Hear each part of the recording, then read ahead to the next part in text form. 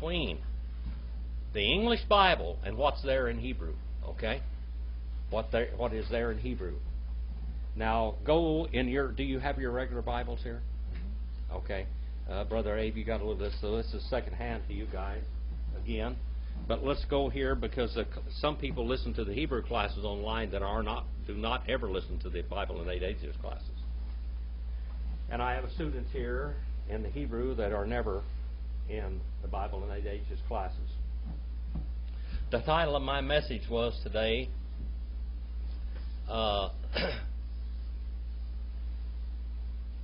Fire-Breathing Dragons and Moses. Now, let's go in there in our English Bible, and I want to read this, and I forgot to bring my Hebrew.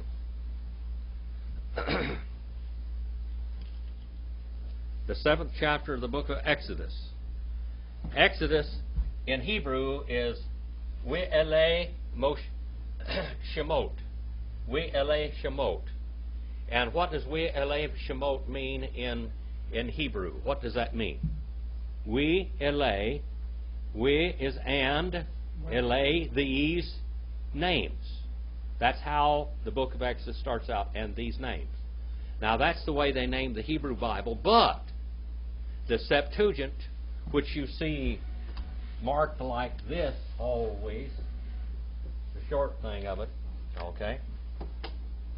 Now, Marilyn, if you don't be good, I'm going to set you down and tie your hands.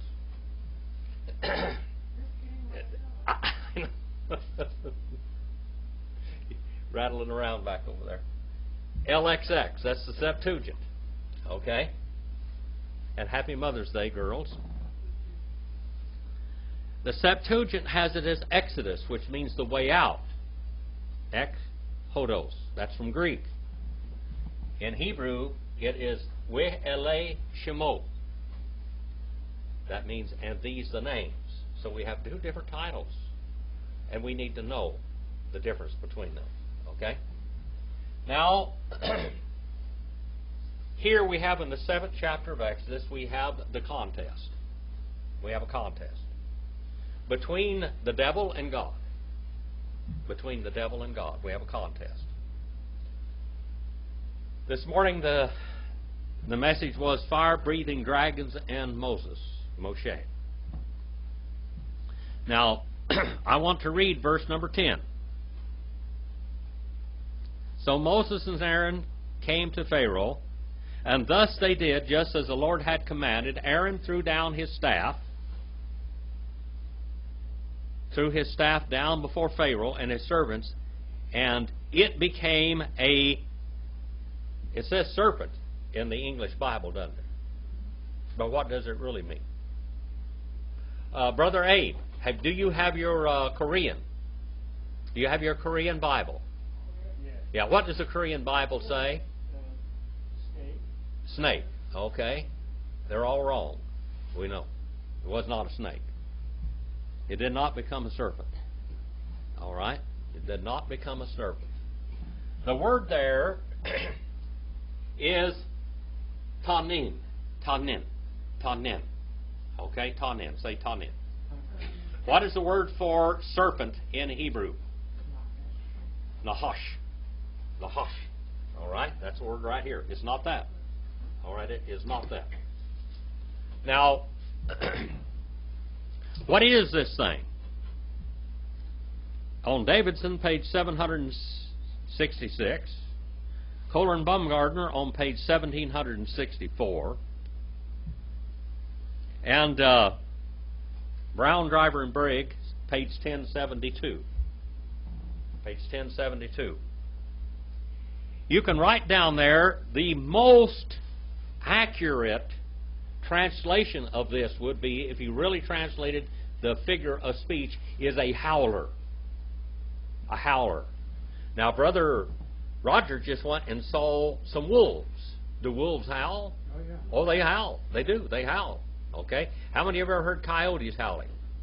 How many of you ever heard a crocodile or a dragon howl? Over there in Vietnam, they had a reptile over there. It was a lizard that screamed in the night. Had you ever hear those lizards screaming in the night? The ones I heard were geckos. Okay. But they screamed in the night. There were lizards that scream in the night. A lizard is how many of you've seen Komodo dragons? Brother Roger, you've seen Komodo dragons. They can take down a deer or a small cow or something. That's what this thing was. In Greek, it is drakon. See that word, drakon? In Latin, it's draca. Draca. And this means a dragon. It became a dragon. Now, it's really easy for some Christians to believe that Moses threw down, or Aaron threw down his rod, and it became a nahash, a serpent. Because a staff is a long, slender staff. Okay? And it could very easily say, oh, well, it turned right into, and if you watch Cecil B. DeMille's Ten Commandments, you can watch it and see it turning into a snake, but that's not what happened. It turned into a dragon. And the root of that word means to blow smoke and fire. So it was maybe a fire-breathing, smoking, spitting dragon.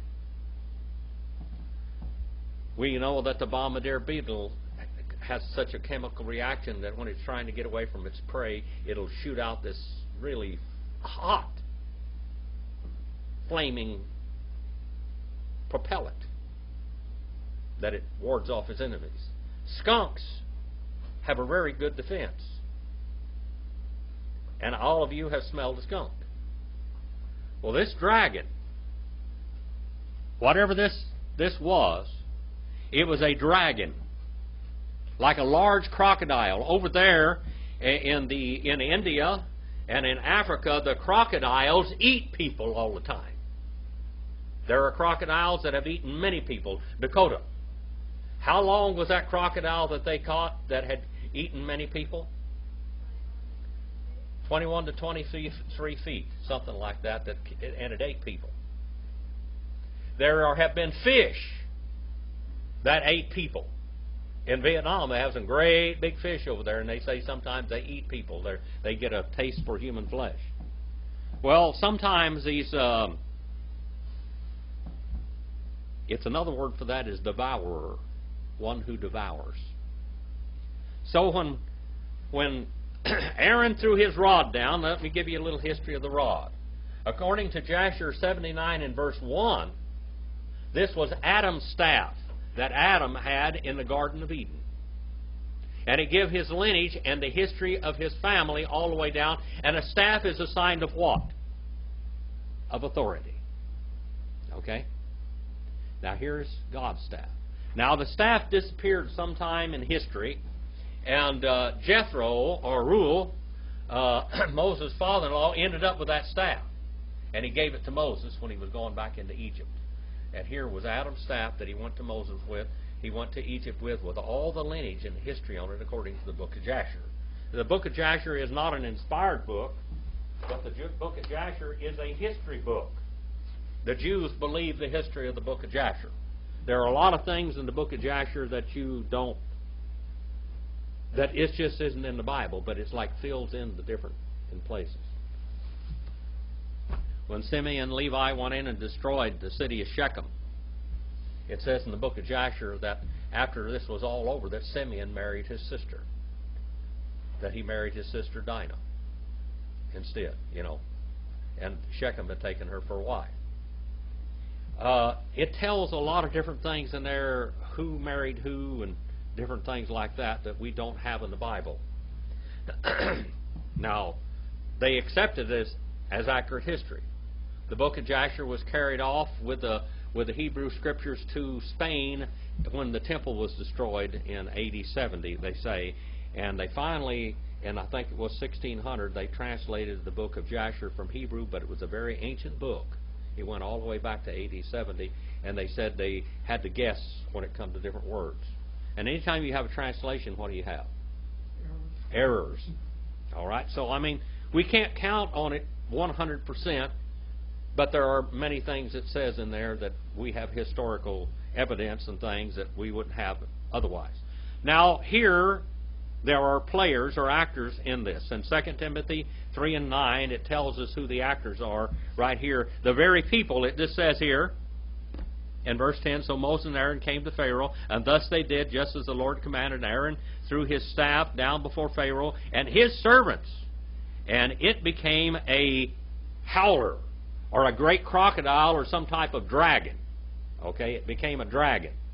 All right, now in 2 Timothy 3 and 9, we know who the players are. It names them, and it does not name them anyplace else in the Bible. But the book of Jasher, and Jasher 79 and 27 names these people. Okay?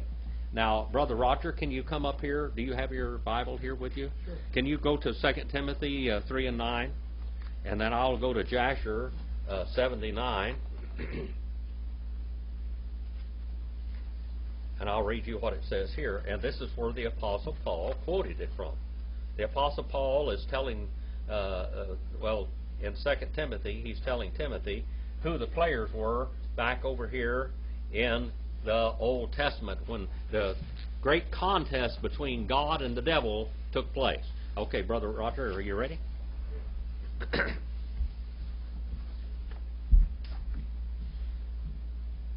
But they will not make further progress, for their folly will be obvious to all, just as Jannes and Jambres' folly was also. All right. Now let me go to the book of Jasher and tell you the rest of the story. Paul the Apostle quoted the book of Jasher there. Okay? Now, I didn't read this morning, so you get this here. I get a little more tonight than what you got this morning.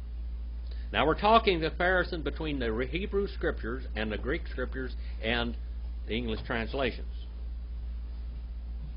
And verse number 25, it says here in the 79th chapter of Jasher, and Pharaoh said to Moses, what do you require? And they answered him, the Lord God of the Hebrews has sent us to you to say, send forth my people that they may serve me. And Pharaoh heard their words, and he was greatly terrified before them. And he said unto them, go today and come back to me tomorrow. And they did according to the word of the king. And when they had gone, Pharaoh sent for Balaam. Balaam. You heard of Balaam in the Bible. B-A-L-A-A-M. Balaam, the magician, and to Jannes and Jambres, his sons. These are Balaam's sons. So we know who they are. The book of Jasher, Paul quoted it in 2 Timothy.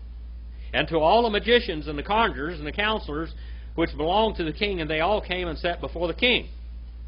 All right. Now these are the ones that were in contest with Moses and Aaron. All right. And let's see what they did. And each one threw down his staff, his symbol of authority. Now, they had the symbol of authority from Satan. Satan works with his people.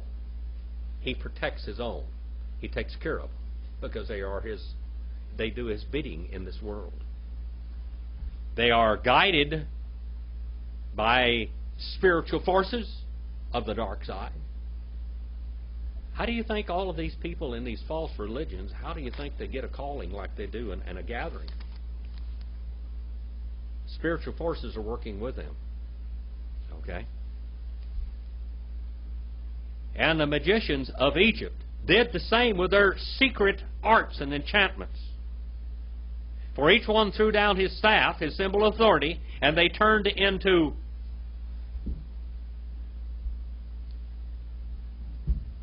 Tanaim. Dragons. Dragons. So all of them turned into dragons. Dragons. Now, I want to ask you something, Dakota. Who's stronger, God or Satan? Who would you say is stronger? Which one has the most powerful forces? Well, Marilyn? You think so? Okay. All right. Can we prove that from Scripture? Can we prove it from Scripture? Let's go look and see what Satan's workers do. Now, there's a bunch of them against one now. We know that there's at least three. We got Jannes and Jambres and Balaam there. Okay.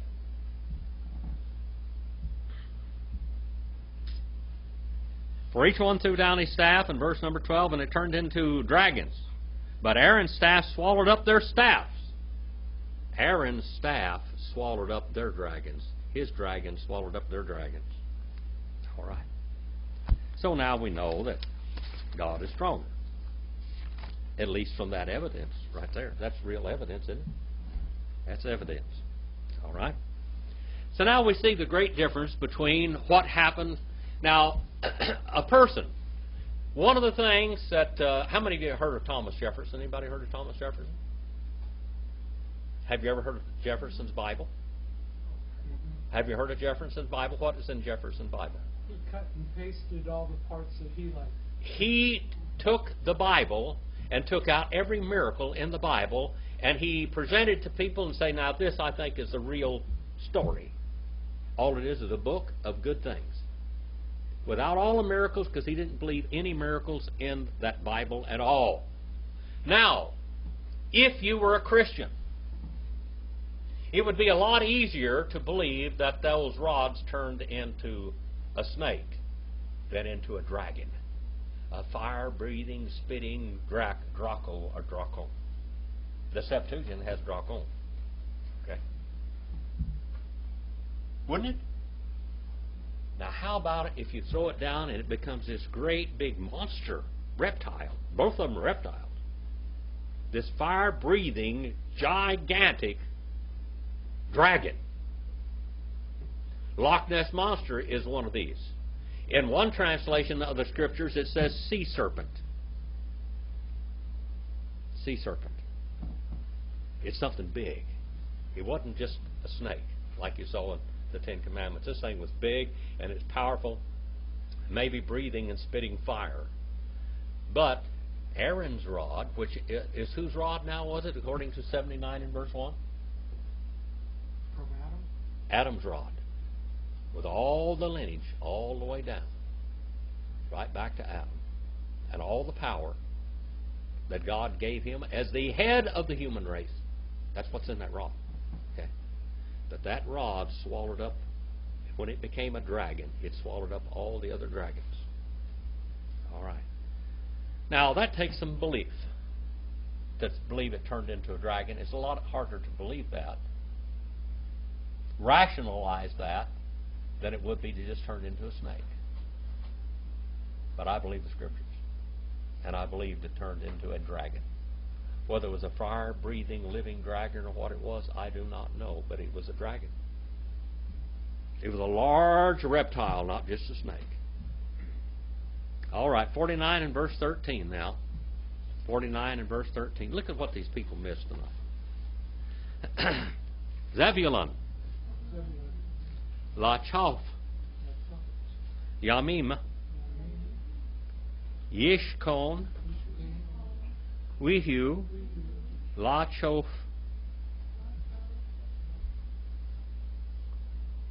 Oni Yoth. We are Katal. All Sidon. Zebulun. It's talking about now. This is the prophecy of Jacob concerning his sons. Zebulun, a lip.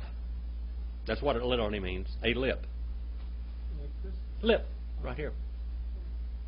That's what it means. Zebulun, a lip. Now we're talking about literal now. The root of this word is lip. Okay? Dakota, when you went to the ocean the other day, did you walk on the lip? Did you walk on the lip? The lip of the ocean is the seashore. That's what it is. It's the lip of the ocean. Did you do that? Walk out there. All right. How many of you walked on the lip of the ocean? All right. That's what it literally means. The lip of the seas. Yamin, of the great waters. Yishkon.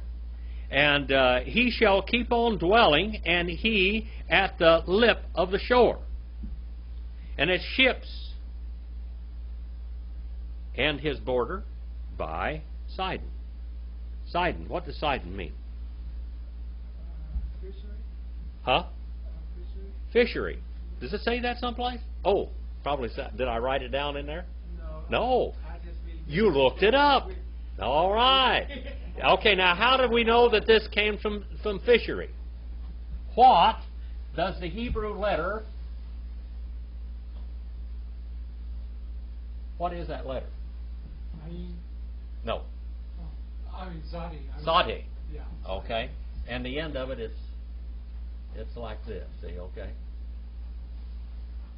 Aritz. Sadi. Sophie. Okay, Sadi. All right, Sadi. What is this? What is this? What is the symbol? What is the symbol of? In the Hebrew alphabet, what is Sadi a symbol of? Like a fishing spear? A fish hook. Fish hook. Fish hook. So, all right. So now there's where we get this. Sidon comes from the word that the root of it means fish hook. All right. It was a place of fishing.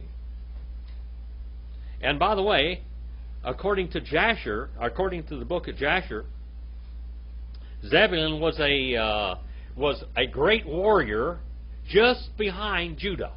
Judah was a tremendous warrior. In Jasher 35:1 through 39:1, it talks about the wars. When Levi and Simeon went into Shechem and killed all it. By the way, first of all, they did.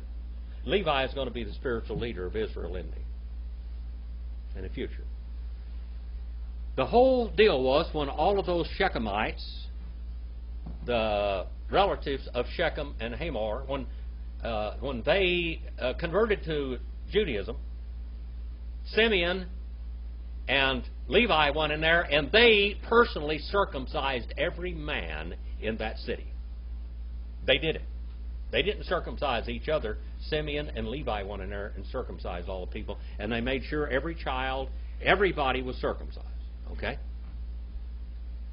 And after 3 days, after they had been converted, and of course we know that Dinah was there with Shechem, living in his house. They lived in the walls of this city. After 3 days, Levi and Simeon alone went into that city and cut every man's throat and killed every man because they were defenseless. They were so-called crippled because they had been circumcised. They were in a lot of pain. And they killed them all. And what did Jacob say after that?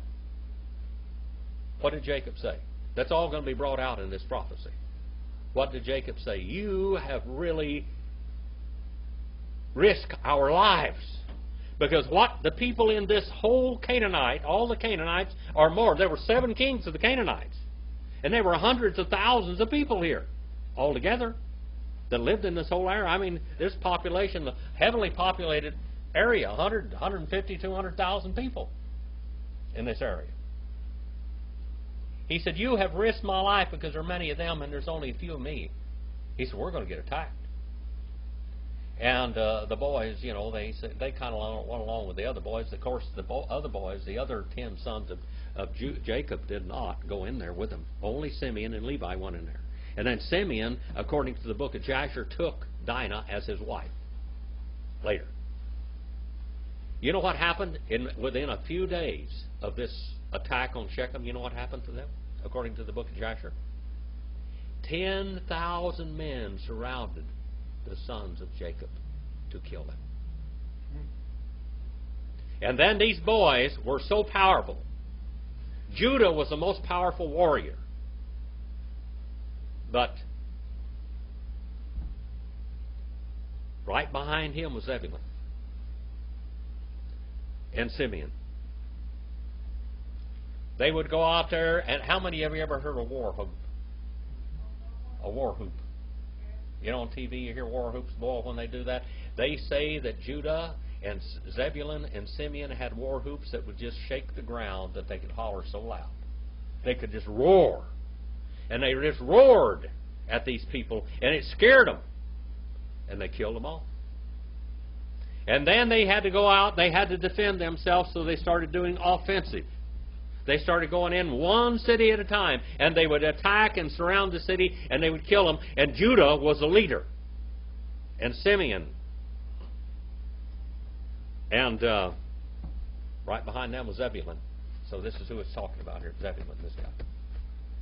They fought all 7 kings. The last city had 3 walls on it that they went to. In all, they killed nearly 100,000 Canaanites. in these Canaanite wars, according to the book of Jasher. According to the book of Jasher. They used swords and bows. And by the way, Jacob was over 100 years old, and Jacob fought with his sons hand and hand. And Jacob, literally, according to the book of Jasher, killed 3 of the kings himself with his bow and arrow. Now, we studied a little bit earlier, and we looked at that and said, like it was prophetic future, like he had already done this. But according to the book of Jasher, he really did fight the Canaanite wars with them. And he went in and he did slay many with his sword and with his bow and arrows. They said Jacob was a master archer. He was great with his bow. And if we take all of that, we know that we have to look at this. Maybe it was prophetic, which we know it was. His children would come in and they would go into the land of Canaan and take it over again. But right here, before they left and went into Egypt, they cleaned house. They cleaned house with the Canaanites. Seven great cities they surrounded and captured. Jacob one time, according to the book of Jasher, almost got his hand cut off, but he went on fighting. He went on fighting. Went on fighting. And they were scared to death of him. And we have old Balaam over there in Egypt. He's over there. That guy lived a long, long time. He gives Israel a lot of trouble way later on.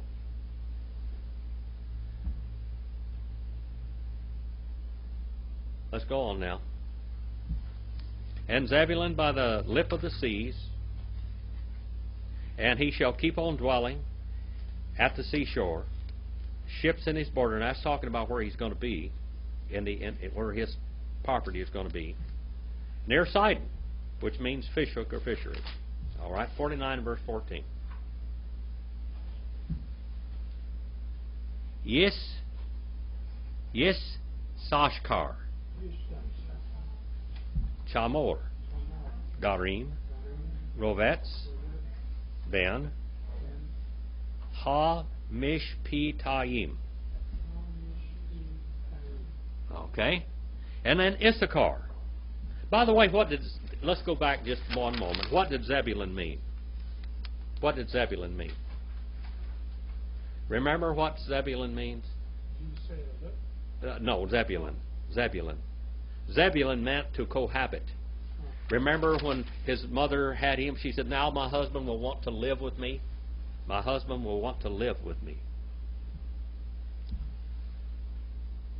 Issachar means wages or reward. His mother paid wages to have Jacob sleep with her. She paid another woman wages to have Jacob sleep with her. They fought over him. They drove him crazy. Issachar, a young male jackass. And literally it says bone, which means strong. And crouching. Issachar, crouching, lying down between the folds of the sheep pens. And literally, what it literally says here in Hebrew is between the fire and campsites. Every campsite had a fireplace in it, didn't it? Had a place where they had the fire. In between campsites. It also can mean saddlebags. Now, it said in history, according to the book of Jasher, again, I keep quoting that, and this is where I'm getting a lot of the information here. It says that one of Jacob's men could take on 1,000 men.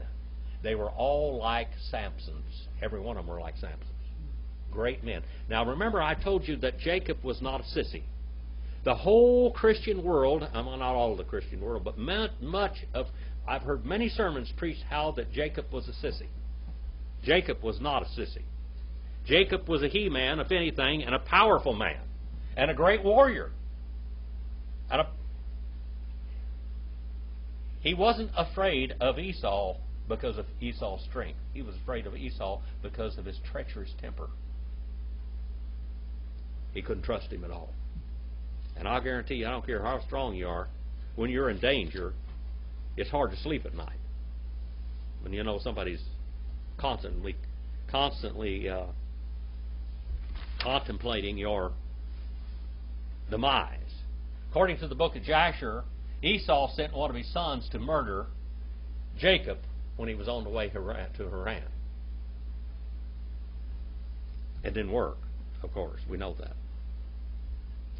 All right, 49 verse 15. Issachar. Wayar. Menucha, that is. Ki. Tawo. Tov, that is. Tov. Wieth. Haaretz. Ki. Na'imah. Wayaeth. Shikmo. Lisbo. Waihi. Lamas. Ovid. And saw a resting place, because good. Now, what did he call him before? He was a jackass. What was the name for, what was Hamer's name? Jackass. He was very strong. A donkey can hold up more weight than a horse. A mule can pull and carry more weight than a horse. A jackass is very strong. A female donkey is stronger than a female horse. But per pound, ounce for ounce, a jack is stronger than a horse. Okay? Nothing stronger. I'd say stronger than a Missouri mule. Have you ever heard of that? More stubborn than a Missouri mule, too. Now, he's talking about Issachar, and saw a resting place because good, and the land because she has been pleasant, delightful. And he bowed his shoulder to bear, and he became for labor, for a labor gang, serving. In other words, he is a strong servant, and he was a worker. In every family, there's a hard worker. There's the lazy bones, and there's workers. Is that right, Marilyn? Every family, there's the lazy bones, and there's workers. My grandmother, when she was growing up, she was a servant. She was a slave. My mother, you even asked her today, what was my grandmother, Dottie? What was she in the family? Oh, she was a slave. She did everybody's work. She worked and waited on everybody. And that's what Issachar.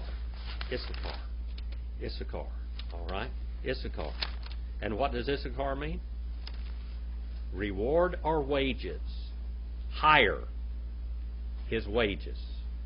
When you get wages, your wages because you are a servant. Okay? That's what his name means. Servant. 49 and verse 16. Dan. Yodin. Amal. Ki Achad, Shivti, Yisrael. Dan. Dan means what? Dan means what? Judge. Dinah means what? Judge. That's the feminine word for Dan. Dinah, or Dan, that is, he will judge. He will keep on judging his people as one. All right? The tribes of Israel. The word Israel means to wrestle. To wrestle God. To wrestle with God. Now, I want to tell you something else about this that the Bible doesn't say. But it makes sense. When all of Jacob's sons died in Egypt, all the Dan, Levi, Zebulun, Judah, every one of these people, they embalmed them according to the book of Jasher. They embalmed them and put them in coffins. And when they left the land, Joseph said, don't leave my bones here. Remember? According to the book of Jasher, not one of the leaders or the heads of the tribes was left in Egypt. They took every man with his bones. Every tribe took their head or the patriarch of the family, and they took them, and then when they went into the land of Canaan, they buried them deposited their bones, their bodies, in the allotments that they had there. Okay?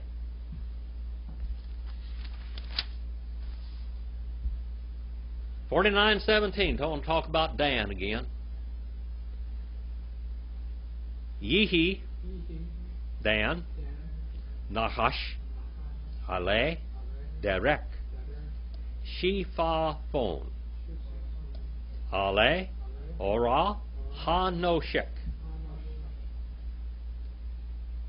Ikkevi, Sus, Waipo, Ro Kiva, Achoor. Let become, that's third person singular, Cal, Juice, even form. Let become Dan. A serpent, not a dracon here. This is a serpent. What does a serpent do? Slip around and hides and ambushes people. That's what a rattlesnake does, it ambushes. That's what a viper does, it ambushes people.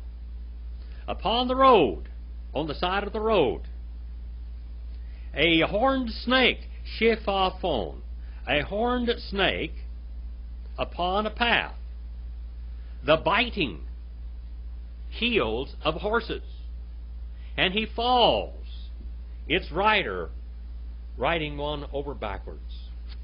In other words, he's going to be a guerrilla fighter. He's a guerrilla fighter, isn't he? A guerrilla fighter. A guerrilla fighter. A guerrilla fighter. That's what Dan's going to be.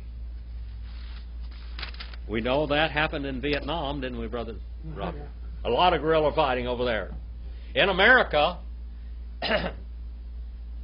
when the Europeans came to America and basically stole the land here and all the cities and everything else, when they came here, the American Indians looked at them as a bunch of helpless fools because they didn't know how to fight at all. They wanted to stand up with one another with their guns and look at their swords and fight.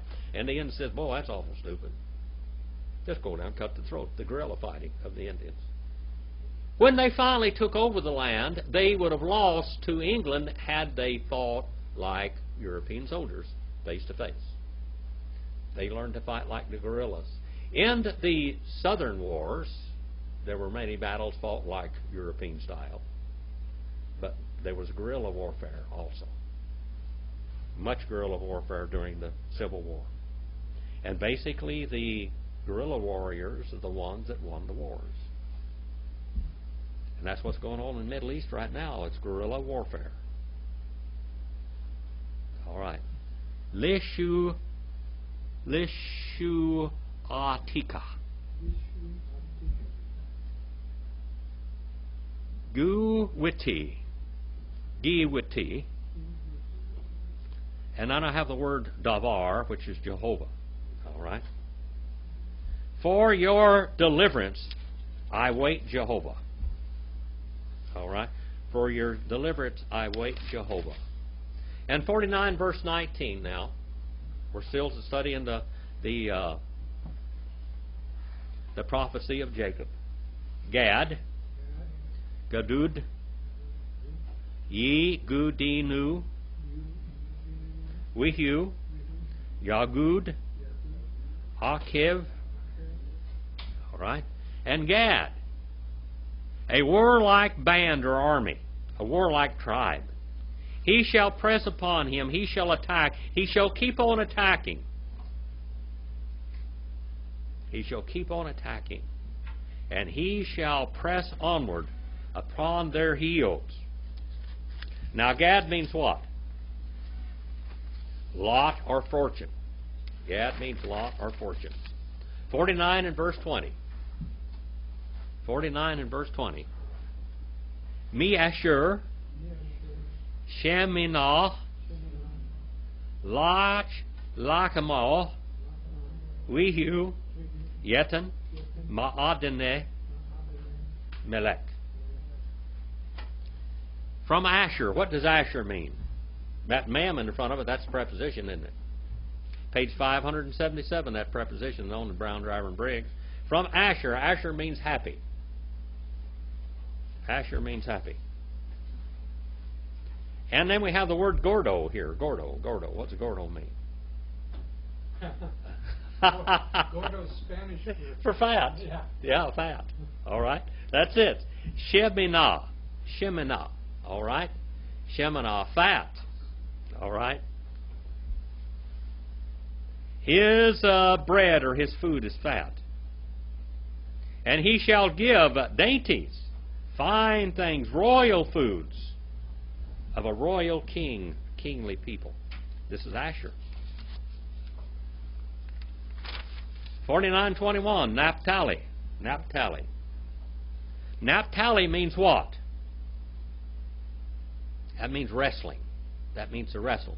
The two girls, Leah and Rachel, were wrestling for their man. They were wrestling and wrestling and wrestling. They loved it. Naphtali. Naphtali, Ayala, Shilokah, Hanotan, Imri, Safar. Naphtali, a deer, a doe, a gazelle. Let him loose. He can run. That Naphtali, they say he could run like a deer. You know who was the soldier runner? You know who the runner was that would go and the scout among Jacob's sons? There was a scout during all of the Canaanite wars, according to the book of Jasher. All right? The scout was Naphtali. He could run like a deer. He could outrun anybody. He could run and jump like a deer. And they said that when he would go and Judah and all of those boys had so much strength in their bodies that they inherited from Jacob and I believe from God, that they could take and jump on a wall and just climb a wall. And they would go and attack these wall cities. And that Naphtali could run and jump and leap like a deer. How many of you have ever seen a deer jump? How about just a lamb? A lamb can stand right there in place and jump 5 foot in the air. All right, that's what it means.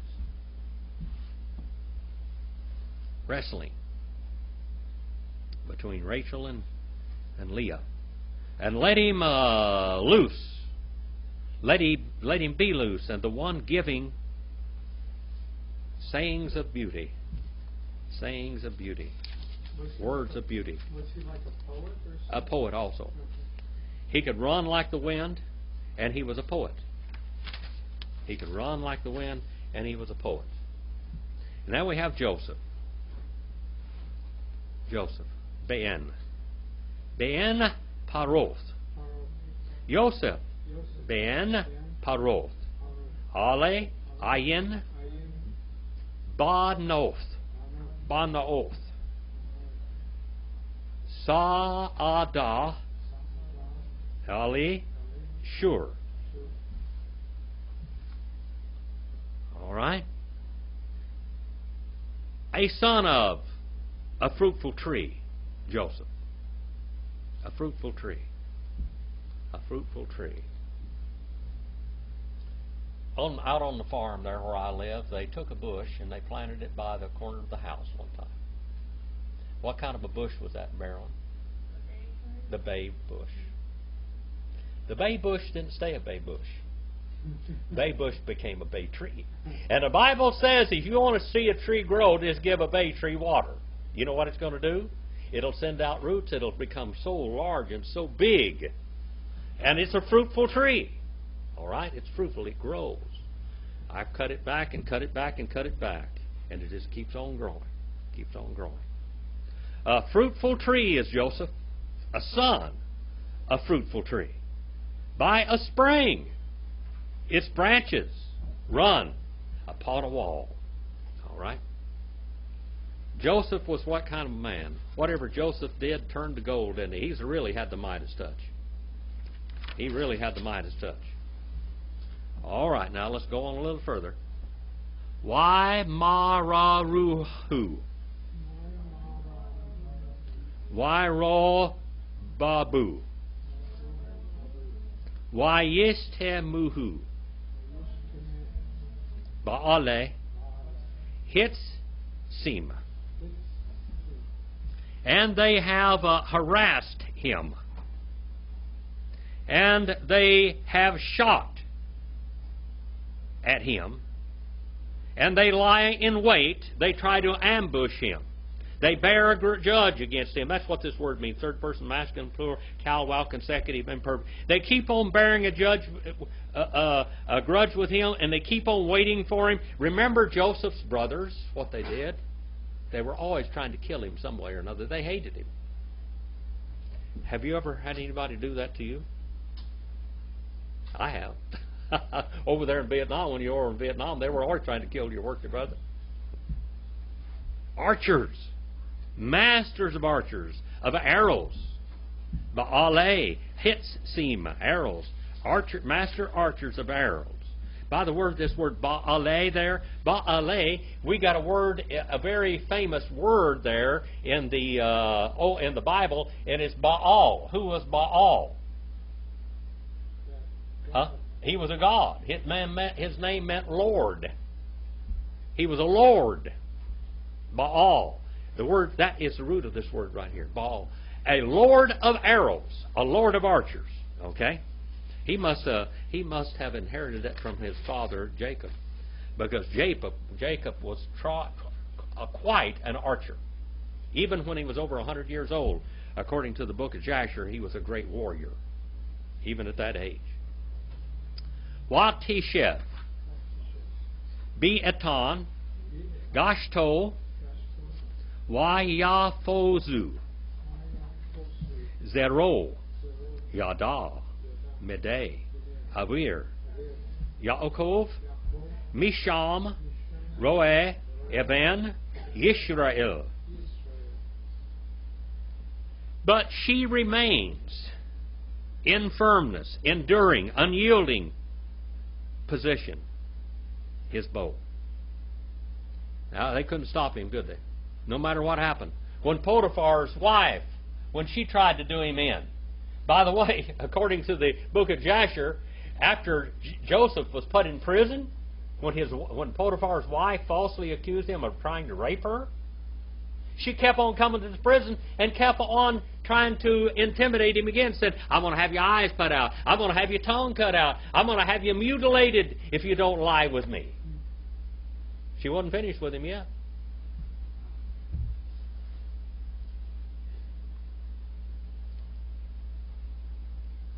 No matter what happened, he remained. He kept on keeping on. He was a tough old boy, wasn't he, Joseph? But she remains in enduring, unyielding position, his bow, and are active, his arms. Now, also, when Joseph became the administrator of Egypt, guess what else he was? What is the President of the United States? He's a commander-in-chief. He was a commander-in-chief of all the armies and the navies of Egypt. Now, according to the book of Jasher, Joseph went out and fought many wars. Now, right here, it kind of insinuates that he went out and he had fought many wars. And according to the book of Jasher, Joseph was the commander-in-chief of the armies and the navies of Egypt. No matter what happened, no matter who tried to attack Egypt, Joseph and his captains and his generals would overcome them. His bow is active, his arms and his hands. From mighty hands, one of Jacob. He was like daddy, like father, like son. The apple didn't fall far from the tree. And from there, he watched over. He was a shepherd over all his brothers. Remember, I told you when we were going through earlier, and when we were studying Joseph's life, Jacob made Joseph the shepherd of all of his brothers, even though he was younger than them. He was their shepherd. Okay? And he's saying this. He's a shepherd. And then he calls him the Evan, the rock. He's the rock. In 70-something ways, Joseph is a type of Jesus or Jehovah. He's a type, 70-something ways he was a type of Jesus.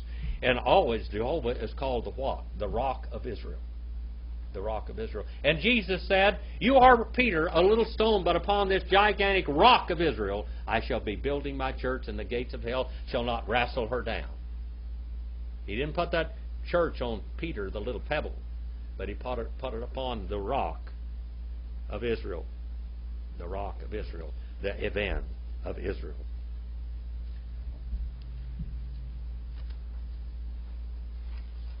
Isaiah 1:24, 49, 26, 28, 16, Psalm 23 and 1, 80 and verse 1, and 118 verse 22, and John the 10th chapter, Job 29, 20, Psalm 118 and verse 22. 1 Peter 2, 6 through 8 is talking about Jesus, the one that Joseph was a type of. Let's go to 1 Peter real quick. 1 Peter 2, 6 through 8. You've got to see this in the New Testament also to understand the full volume of this verse. 1 Peter.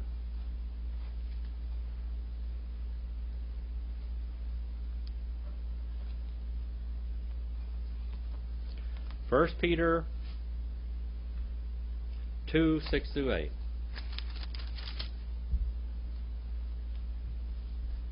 Peter is speaking here. He's talking to those who reside as aliens scattered out to the diaspora, through Pontus, Galatia, Cappadocia, Asia, Bithynia, who are chosen. All right. Verse number 8.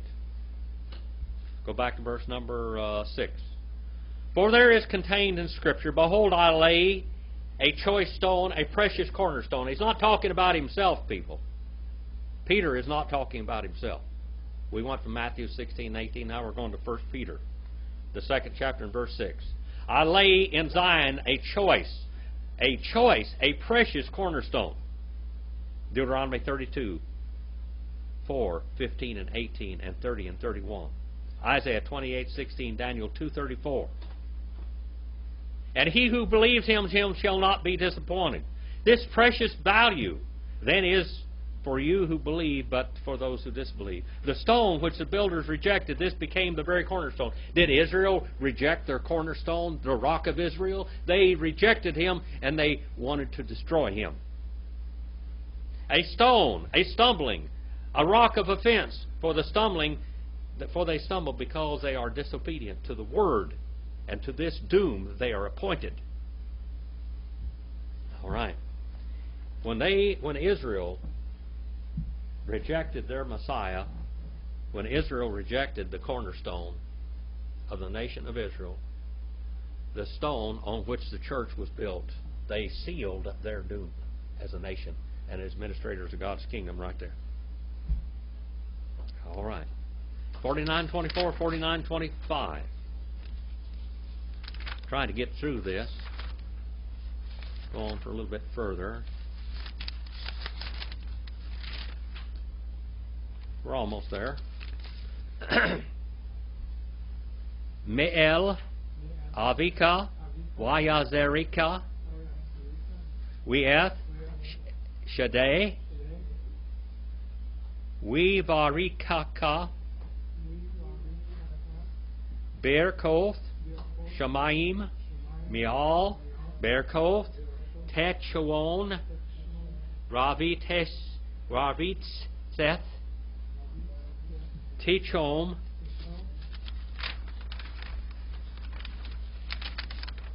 Berkoth, Shadaim, Waracham. And from God, belonging to your fathers. And may He help you. May He keep on helping you.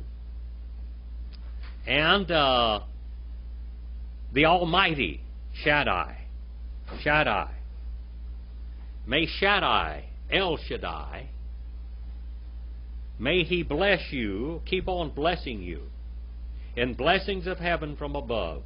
Blessings bottomless, the bottomless pit, crouching, lying down beneath and underneath the blessings of the breast and of the womb. The breast and of the womb.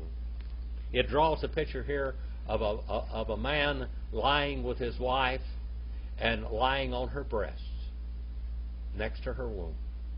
And it also draws a picture of a young child nursing his mother's breast and being comforted and nourished. And El Shaddai, Shadayin there, Shad is breast, 994 and 95. And El Shaddai, 994 and 995, Shaddai, El Shaddai, the Almighty God, is also the all-nourishing God. All of Jacob's children were great warriors.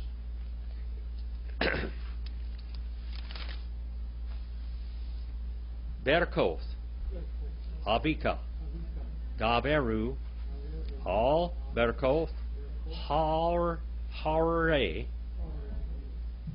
Ad, Ta'awoth, Gavoth, Olam, Tiyen, Lerosh, Yosef, Nizar, Ichal.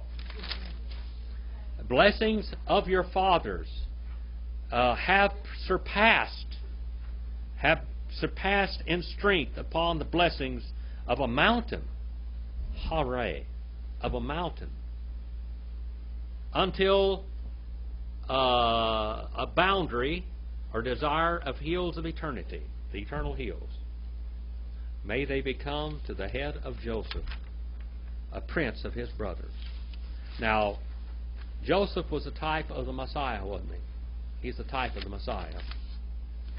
Now, he was the prince of all of Egypt. He was the president. He was a commander-in-chief. He was the king of Egypt. Okay? No one, not even Pharaoh, made a move without Joseph. Benjamin, 49 and 27. Benjamin, Ze'ev, Yitroth, Ba Boker, Yokal, Ad, Wila, Erev, Yachalik, Shalal. Benjamin, son of the right hand, a wolf that tears, that keeps on tearing in the morning, and he keeps on devouring prey until the evening, and he divides the spoil. He divides the plunder and the booty. Benjamin is a great warrior. 49:28. Call Ele Shivti Yisrael Shanim Asar Wizoth Asher Dever Lahem Aviham Vaivarek Otam Ish Asher Ki Ver Kotal Barak Otam. All these tribes of Israel, 2 and 10, and this what spoke to them their father, and he blessed them, each one, what according to his blessing he blessed them. 29. Why saw Otam, Wyomer, Alehem, Ani, Ni Esaf, El Ami, Keveru, Oti, El Abate, El Hamerah, Asher, Bisedah, Ephron, Hahiti. All right? And he intensely commanded them. And he said to them, I, Ani, about to be gathered. I'm about to be assembled unto my people. And he said, bury me unto my fathers, unto the cave, which in field of Ephron the Hittite. I want you to take me back to the cave of Mephilah, and I want you to bury me there. That's what he's talking about. 49 and verse 30.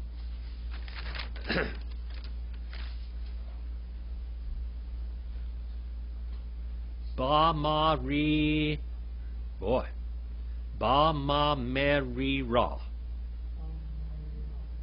Asher. Bisde. Ha Mak Pila. Asher. Al Panay. Mamre. Be'eretz. Kinan. Asher. Gana. Avarahim. Et. Hasidah. Miet. Ephron. Hahiti. La. A. Chazoth. Kavir. In cave which in field of Machpelah. What does Machpelah mean? It means double mouthed. All right.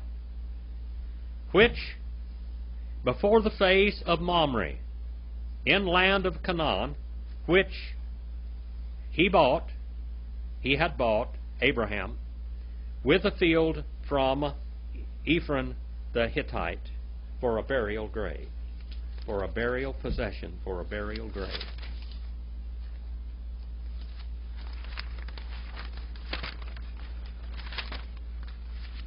Do you want to finish the rest of this chapter? Nobody's here. We're not going anyplace else. We'll finish chapter 49 if that's all right with you. 49:31. Shama, Gavaru, Et, Avraham, Wieth, Sarah, Ishto, Ma, Geveru, Et, Yitzchak, Wieth, Rivka, Ishto, We Shama, Gavarti, Et Leah. Now it names all of those that are buried in the cave of Abraham. Sher, Shama, Sher, there, that is. I'm talking Hebrew and not English. There they have been buried, Abraham and Sarah, his wife, there. What's Abraham mean? Exalted father of mother, exalted father of a multitude. Sarah means what? Yeah, her name means to wrestle. Princess. It means like a prince or to wrestle. Ishto, his wife, there. And they had buried Isaac. Yitzchak. What does Yitzchak mean? What? Yitzchak. Isaac. Isaac means pleasure. Like laughter, sexual intimacy, kissing, all of that. That's what Isaac means. Okay? And Rebecca. What does Rebecca mean? Rebecca. That means hog-tied and lassoed. To capture someone with their beauty. His wife. And there I buried Leah. Leah meant what? Pretty eyes. Pretty eyes. All right. All right. Mikneh, 49:32. Hashadeh. We hamerash. I said that wrong. We hamerah. Okay. Asher. Bo. Mieth. B'nai Heth. All right. A purchase. The field and the cave. All right. It means to find and to dig. That's what the word cave there means. Which in it from sons of Heth. Sons of Heth. All right. 49 and verse 33. 49 and 33. That's where we're going to finish. Why call Yaakov Letzawoth Het Banal Why Esau Ragla El Hamita Wayik Wo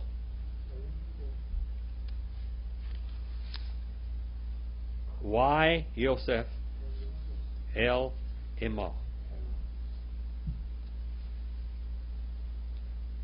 And finished Jacob to give this tremendous charge and command to his sons, and he kept on gathering up his feet unto the bed, and he breathed out. He kept on, his breath that he breathed out stayed out. And he was gathered, assembled unto his people in paradise. We're finished the 49th chapter. Now tonight we covered a lot of verses from 49:13 through 49:33. 20 verses. Question, please. Yes. Levi was punished by not getting land. How was Simeon punished? He was made lesser. Also Levi. Now, according to the book of Jasher again. According to the book of Jasher, the tribe of Levi never were enslaved in Egypt. Did you know that? They never did the hard labor. Now, the Levi are the Cohens, or the priests. What was Moses and Aaron's, Well, Moses was the prince of Egypt. But what was Aaron's family? What did Aaron's family do? What did they do in Egypt? They were not slaves. What were they? Overseers? No. They were goldsmiths. Goldsmiths. And the goldsmiths. And if they did anything in Egypt, according to the book of Jasher, they did not slave. They did not build pyramids. They did not make bricks or anything like that. They were the goldsmiths. They're the ones that made the beautiful coffins and everything with the gold plated. They're the ones that did all of that. They were the goldsmiths. Later on, they still became goldsmiths. We know that when Aaron went out, when he went down to the foot of Mount Sinai, when they said, "Make us a golden calf," guess what he did? He made a form and pounded gold around it and made a gold-plated calf for them to worship and said, "This is Jehovah." All right. Now, I don't know whether that's all exactly true about his family not being slaves in Egypt or not, but it makes sense, doesn't it, if that was so. Anything else? Any other questions? You got me here. It's Mother's Day. We came out here with nobody else. Not very many of us here tonight, but I hope you enjoyed the Word of God. You made an investment in coming here and studying God's Word. When we're up to the 50th chapter, and we're almost finished. We only have, let's see how many verses we have left. How many verses do we have left? We have 26 verses left in the book of Genesis. All right. Pray that I'll be able to finish this. I went on extra far tonight because I have not been feeling well, and I want to get this book underneath my belt. I want it recorded, and I want it out so people can study the book of Genesis from the original language, because I'm going to tell you something. What's in the original languages in the Bible is a whole lot different than what those translations are, people. It'll keep you out of trouble. And you'll learn so many things, and it'll strengthen your faith, I believe. And I do believe that when Moses and Aaron threw that rod down, it became a dragon. A big dragon, and it ate up all the other dragons that they threw down, even with the power of Satan. Their sticks became dragons also. This word, Tanim, howlers. Can you imagine all the howling and roaring and going on there in that palace of Pharaoh when they threw those rods down, those staffs? All right, let's have a word of prayer, and I want you to turn you loose on the world.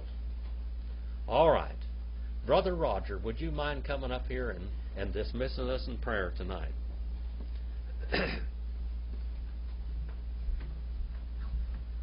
Father, thank you for so much. Thank you for mothers and all that they've contributed to our welfare. Thank you for the opportunity to come here and worship, learn, understand your word. Thank you for Jim putting in all the work and effort that he does so that we can understand, and please guide us and direct us to go out and apply your word. In your name I pray. Amen. Amen. We'll probably have about 2 more weeks of Hebrew left. I'm almost in chapter 8 of the book of Exodus, but it's going to take me a long time to do that. But if it's all right with you, if you want to do this, we could study a book. How would you like to study Greek on Sunday night for a while?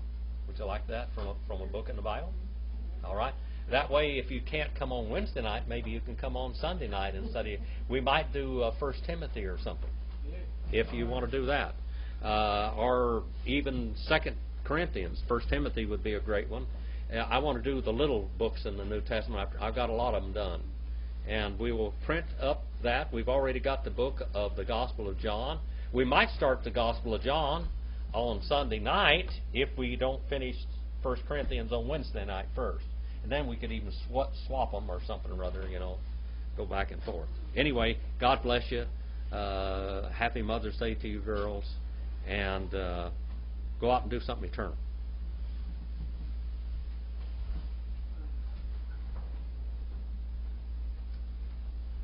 72 minutes was the class tonight.